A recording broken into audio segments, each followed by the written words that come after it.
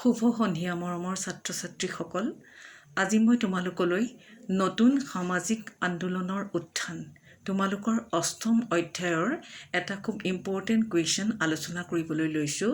কুৱেশ্যনটো হৈছে নৰ্মদা বচাও আন্দোলন। নামটোতেই ইয়াৰ উত্তৰটো নিহিত হৈ আছে।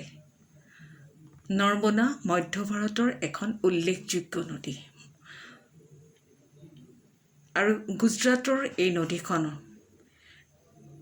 নৰ্মদা নদী ভাৰতৰ ৬ষ্ঠতম দীঘল নদী বুলি কোৱা হয় আৰু নৰ্মদা নদীখনক গুজৰাটৰ লাইফলাইন বুলিও কোৱা হয়।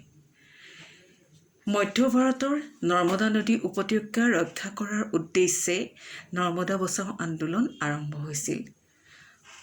১৯৮০ৰ দশকত আৰম্ভণিত নৰ্মদা উপত্যকাত এটা বৃহৎ উন্নয়নমূলক প্ৰকল্প আৰম্ভ কৰা হয়। এই প্ৰকল্পটোত ৩০টা বৃহৎ নদীবান, ১৩৫টা মজলীয়া ধৰণৰ আৰু প্ৰায় ৩০০০টা সৰু বান নৰ্মদা আৰু ইয়াৰ উপনৈসমূহৰ ওপৰত নিৰ্মাণৰ বাবে পদক্ষেপ গ্ৰহণ কৰা হয়। এই উপনৈসমূহ মধ্যপ্ৰদেশ, গুজৰাট আৰু মহাৰাষ্ট্ৰৰ মাজেৰে বৈ গৈছে। প্ৰকল্পটোৰ বান্ধসমূহৰ ভিতৰত গুজৰাটৰ চৰ্দাৰ সৰোবৰ প্ৰকল্প আৰু মধ্যপ্ৰদেশৰ নৰ্মদা সাগৰ প্ৰকল্প আছিল সবাতোকৈ গুৰুত্বপূৰ্ণ।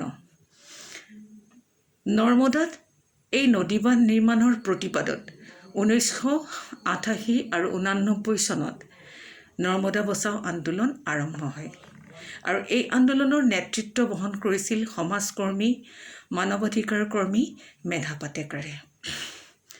গতিকে নৰ্মদা বচাও আন্দোলনৰ নেতৃত্ব কোনে বহন কৰিছিল যদি তোমালোকক প্ৰশ্ন সোধা হয়, তেতিয়াহ'লে ক'ব লাগিব সেই নেতৃত্ব বহন কৰা এগৰাকীৰ নাম হৈছে মেধা পাটেকাৰ।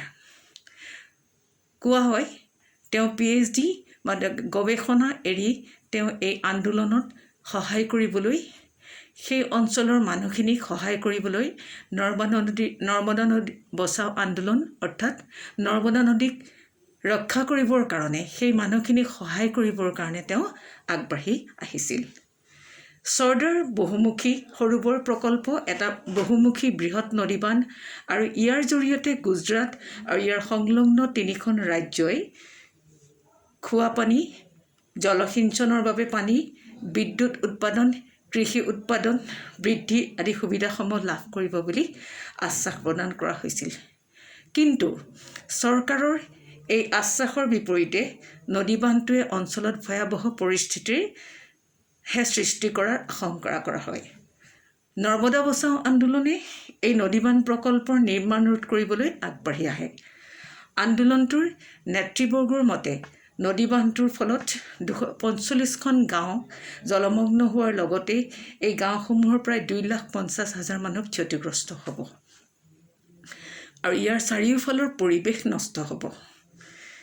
নৰ্মদা বচাও আন্দোলনে দাবী জনায় যে প্ৰকল্পৰ দ্বাৰা প্ৰত্যক্ষ আৰু পৰোক্ষভাৱে ক্ষতিগ্ৰস্ত লোকসকলক চৰকাৰে উপযুক্তভাৱে পুনৰ সংস্থাপন কৰিব লাগিব।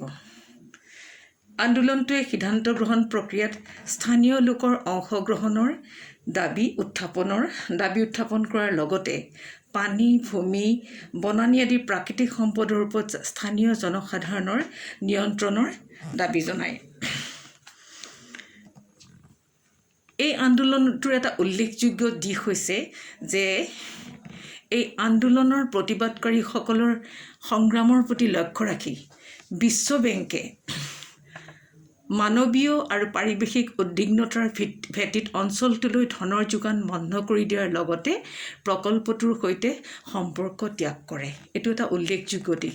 বিশ্ব বেংকৰ দৰে এটা অনুষ্ঠানে এই প্ৰকল্পটোৰ লগত সম্পৰ্ক ত্যাগ কৰিছিল আৰু তেওঁলোকে যিখিনি অনুদান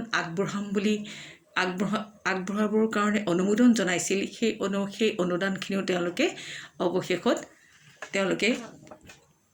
অনুদানখিনিও তেওঁলোকে পিছত পৰিহাৰ কৰিছিল।